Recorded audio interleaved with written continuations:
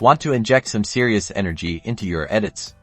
Let's learn how to selectively speed up parts of your video in Adobe Premiere Pro to make those key moments pop. First, open your project in Premiere Pro and navigate to your timeline. Locate the section of your video clip that you want to speed up. You can scrub through your footage or use the playhead to precisely find your in and out points for the speed change. Now, let's get our hands on the rate stretch tool. You'll find this little icon that looks like a bracket with a double-headed arrow in your toolbar. Alternatively, you can press the R key on your keyboard as a shortcut.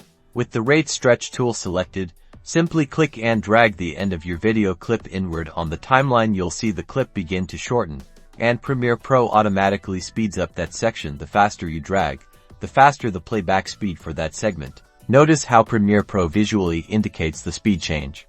You can see the percentage of speed applied directly on the clip itself. This gives you instant feedback on how much you're accelerating your footage. Another powerful way to modify clip speed is by right-clicking directly on the clip in the timeline from the context menu that appears.